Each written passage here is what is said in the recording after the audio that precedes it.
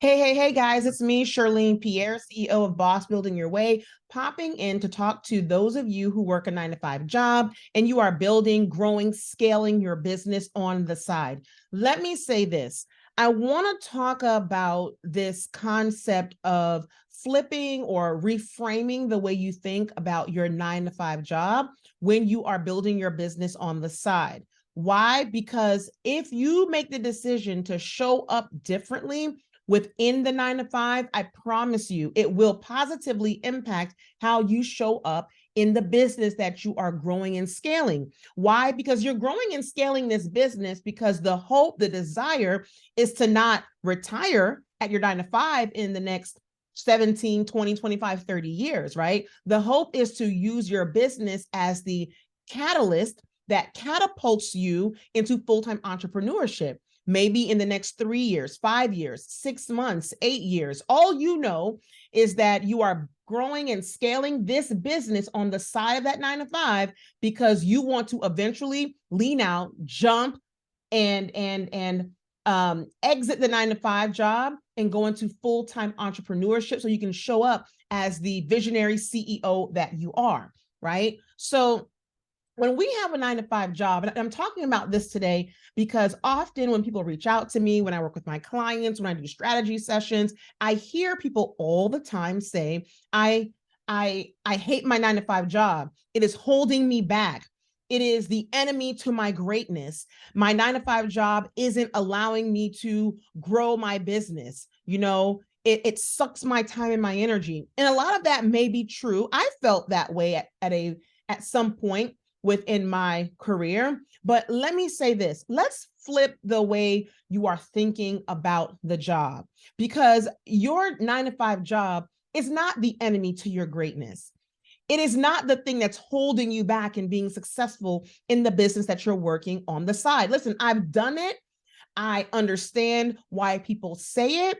And I'm not saying that it is completely false or inaccurate, but what I am saying is that today I want you to choose to think differently about the 9 to 5 job, because the 9 to 5 job is what's paying your bills. It is what's helping you survive. It is the thing that is giving you the skill sets that you can eventually use to transition into entrepreneurship. It is giving you the skill sets that you can potentially use and translate that to a different type of skill set that you can leverage in your business that you're building on the side. Does that make sense?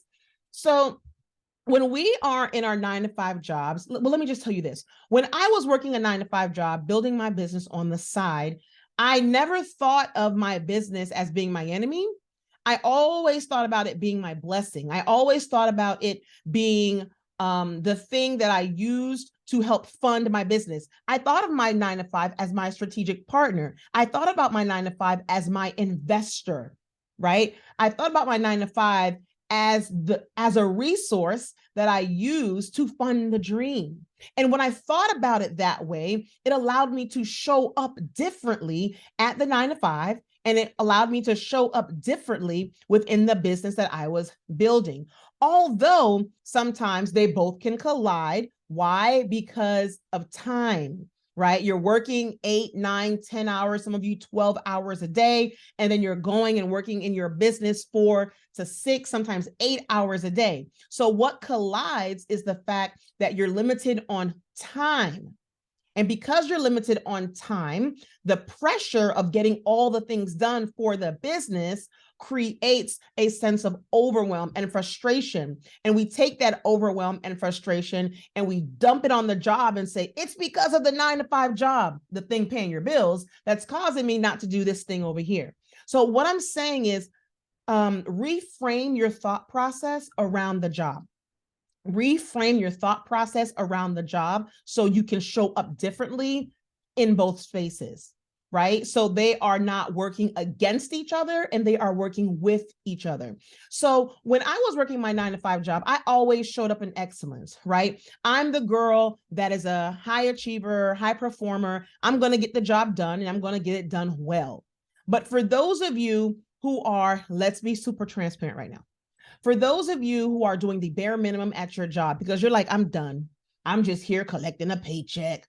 right? I'm just here, eating up the time. I know I'm on the clock right now, but I'm doing something else. Listen, you got to show up differently at the 9 to 5, because I promise you, the way you show up as an employee, as a leader, as a team member, as a collaborator in the 9 to 5 is the way you or your future employee, your contractor, or your client is going to show up about your business, about your program, about your services. You have to start being the type of client, the type of contractor, the type of employee that you want within your business. You have to be that type of individual in character, and in quality, and in what you produce, the deliverables. You have to be that type of person at the 9 to 5 job. So if you are feeling like your 9 to 5 job, it's like, I know what I'm doing, it's boring, I'm just going with the flow, I want you to look at how you can show up better, how you can be a leader. And you don't necessarily have to have a title in order to be a leader. Even if you are the only one responsible for the task or the project or the deliverable at the 9 to 5, how can you show up with integrity? How can you show up in excellence? How can you do more than what's required of you in terms of what you have to produce? How can you be a leader for yourself? How can you be a leader for others without the title, right? I want you to start showing up differently at the 9 to 5 job. Here's something else. Show up as if you are the boss, as if you are the supervisor, as if you are the team lead. And if you are, show up as if you are the director, the managing partner, the CEO, the owner, the person on the executive board. Start showing up like that. Showing up like that in your assertiveness. Show up like that in the quality of work that you produce, in your communication. Show up like that in the questions that you ask, in how you participate, right? Show up like you are the visionary CEO. The same way you're going to show up with all that energy, right, within your own business, practice by showing up that way at the business. When you have a client, you're not going to give them subpar service. You're going to give them quality customer service, because it's tied to your income, directly tied to your revenue and your profitability. Same thing goes to your 9 to 5. Although you're going to get paid by doing the bare minimum, I want you to show up in that full energy and in that excellence. Listen, a lot of clients who work with me, when they're building their business on the side of their 9 to 5, or if they are an entrepreneur who has multiple competing priorities, when they have a 9 to 5, they often get raises and promotions and accolades and bonuses at the 9 to 5 job as well. Why? Because they're showing up at that job as if they own the building, and they are making decisions and collaborating and producing work as if everything is their, not their responsibility, but they're showing up as if they own all the things. Does that make sense? Does that make sense, guys? Again, your job is not the enemy to your greatness. Your job is a resource that is helping you build the business. Your job is your strategic partner that's helping you in the business. Your job is your investor that's helping you in the business. Show up differently. Go above and beyond. Don't be that gossiping employee. Don't be that lackadaisical employee. Don't be that level 2, level 3 employee just doing the minimum, collecting a check. You're doing your job. And listen. There's nothing wrong with just doing your job. But I want to ask you a question. Would you hire yourself in your business? Would you hire yourself in your own business? Would you keep an employee in your business or a contractor in your business if they were just doing their job, doing the bare minimum? When you know it directly impacts the bottom line, your ability to profit, your ability to bring in leads, your ability to maintain clients, attract clients, and get referrals from those clients. I know the answer. I need you to know the answer and allow that answer to cause you to not only look at your 9 to 5 differently, but again, to show up differently in your 9 to 5 job. So if you're the person saying, I can't stand my 9-to-5 job, I can't wait to leave, I am so bored, there is no challenge. If you're the person that does that, flip the script. Find something better to do with your time when you're at the job.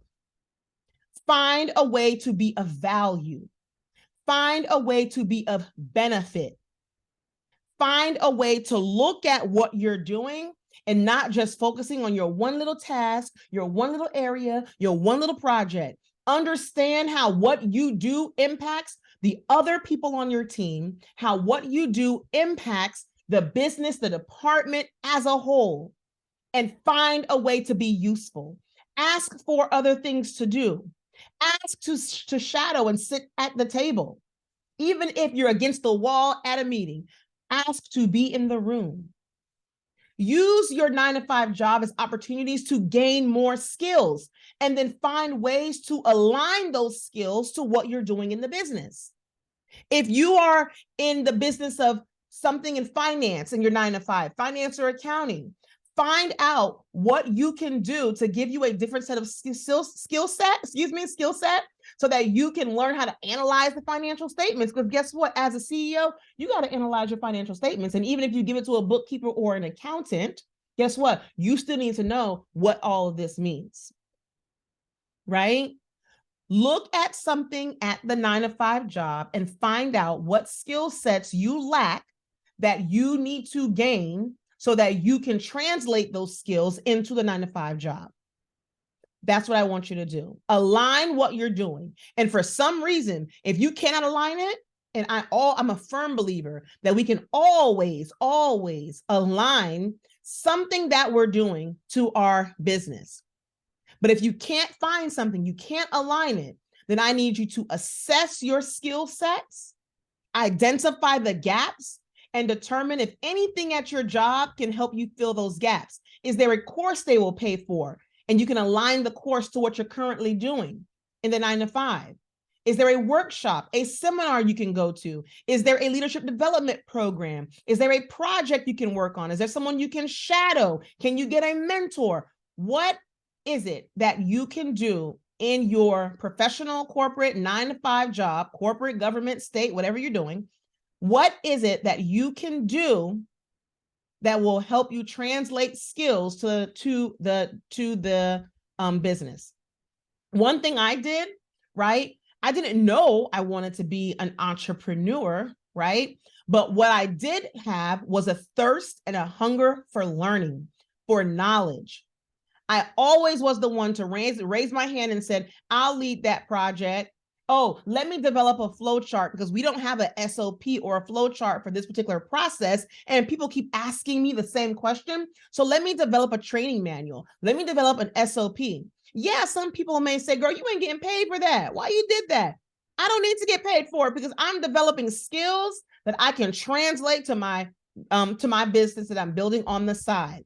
So doing those additional sets of activities, although I wasn't paid for them, it helped me do my job, right? It helped me help other people do their jobs so they can stop asking me the same question. But I also learned how to do SOPs and flow charting and risk assessment and risk analysis. And then I was called upon to do larger projects to help the team. And then I became what they considered to be the guru of whatever I was doing at the 9-to-5 job. So I ended up training all the project managers who came into the organization, who worked on my team or who worked on someone else's team, right? So I started to get called on to do certain things. Again, yes, it's outside of what my scope of work was. Yes, it's outside of my title. But at the end of the day, that wasn't my focus. I wasn't doing everything to get paid at the job. I wasn't doing everything to get a promotion or to get a bonus. I was always thinking about, if I do this, how can I translate this skill set to what I'm doing within my business?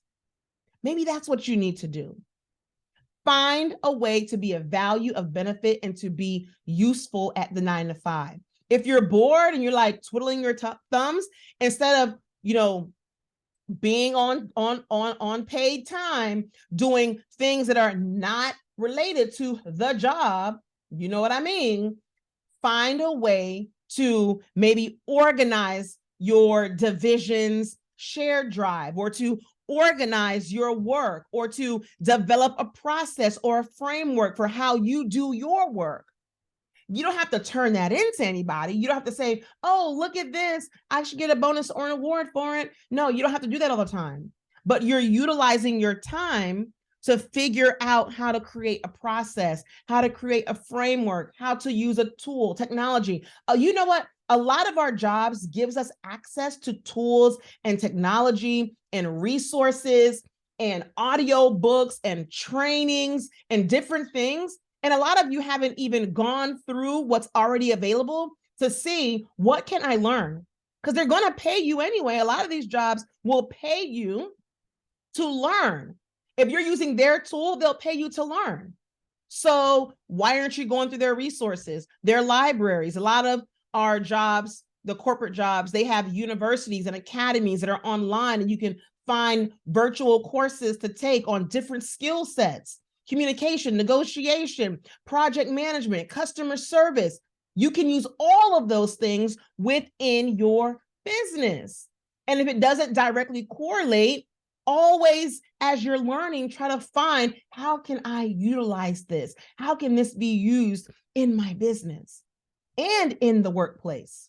So I hope that's helpful. I hope that's useful. I just want you guys to reframe your thought process on how you feel about, how you look at your 9-to-5 job, because again, it's not the enemy to your greatness. It's not holding you back. You can utilize it to, well, you can utilize it as leverage. You can utilize it to translate skills. You got to figure out how to translate those skills. But a lot of the times we just don't look. We don't pay attention. We don't ask questions. We don't volunteer because we're thinking it's taking more time, more time. But at the end of the day, if it's a resource provided by the 9-to-5 job, they may pay you to learn on the clock. So ask your manager, ask your supervisor if that's something you can do. Also, a lot of the time, your employer will give you like individualized development plans or individual training plans where they say, I'm going to hold you accountable this year for meeting all these mile markers. Here are all the goals you had. I'm going to hold you accountable for these goals. I'm going to rate your performance at the end of the year. And they'll ask you, many times they'll ask you, create a plan so that you can create opportunities for yourself to meet those goals. So what training do you need this year? What conference do you need to go to this year? What access to tools do you need this year in order to do your job, right? And then they'll allow you to put those things down and they'll approve those things. So when you are looking at what you need to put down, you can start thinking about everything I put down here. How can it align to my business? A skill set, a soft skill, a hard skill. How does it align to my business? Oh, let me go ahead and do that. Let me go ahead and do that. Let me go ahead and do that and see what they'll approve. Right? A lot of the times they'll tell you specifically, you got to go to this conference. You got to take this training class. You got to take these CPUs. You got to take these PDUs, whatever, the continuing education. So sometimes they'll tell you what you have to take. But again, I'm asking you to look at those things and then identify how it can help you in your business. Even if it's one thing that you learn in a 4-hour class, that is great. What is that one thing? And how can you flip it to help your business? Make sense? All right, guys, let me tell you something real quick also. So coming up is our Scale Your Side Business Challenge. For all those of you working a 9-to-5 job, you're building, growing, scaling that business on the side, and you're like, how do I get to 6 figures, multiple 6 figures in the side business while still doing what I have to do at the 9-to-5? Better yet, I have competing priorities. I got a 9-to-5. I got kids, I got a spouse. I have to do, I'm responsible for maintaining the household with my spouse. I have all these activities that I have to do with my kids. You have lots of competing priorities. That's what it's called, right? You have competing priorities, a 9-to-5, but you still made the decision to grow and scale a business on the side for your own reasons. Normally, it's because of freedom of time, freedom of income, and you want to create options for yourself so you can eventually lean out and exit the 9-to-5 job, right? You want to create a different type of legacy. You want to reclaim your time. You don't want to ask permission to go on vacation anymore because you're too grown to be asking people, can I take off? Can I take leave? I need PTO to take care of my children. Like, you just don't want to ask, right? You just want to be able to live life and do what you feel without it impacting your relationships, the time you spend with yourself, your loved ones, and your income. So a lot of us, build businesses on the side of our 9 to 5, even if we have lots of competing priorities, because we simply are not going to wait 15, 17, 20, 30 years to retire and then live life, right? So for those of you who are growing and scaling the business on the side and you want to figure out, what do I need to focus on? Because I don't have full-time entrepreneurship time. I have part-time hours to give to this business, and I still want to produce 6 and multiple 6 figures. How do I do it? What do I need to focus on? That is what this challenge is about. This challenge is all about helping you create a pre-exit strategy so you know what to work on as the pre-exit game plan, right? The strategy is the pre-exit game plan. So the strategy includes, what should I focus on? What should I pay attention to? What are the things that actually matter? What should I be doing on a daily basis? What should my thought process be? What type of business model should I have? How should I create and develop my offers? What should my marketing and sales and different things look like? The challenge will tap into a little bit of all of that. So if interested, look above or below this video and go ahead, click the link and register for the challenge. If it's on a wait list, jump on the wait list. If it's time to register, register. All I know is that you need to be in the room. You need to be in the room, friend. And if you have any colleagues, coworkers, business besties, entrepreneurs who are full-time, but they still have limited time to give to the business because they also have competing priorities, share this with them. Part-time entrepreneurs, full-time entrepreneurs. At the end of the day, you got limited time, lots of priorities, and you got a business to grow and scale, and you want to make 6 and multiple 6 figures. How do we do it? What do we focus on? And how do we give part-time hours to the business and still get full-time pay? If that's you, you need to be in the room. All right, friend, I am Shirlene, CEO and founder of Boss Building Your Way, and I will see you in the challenge room, right? All right, friend, make it a fabulous rest of the day.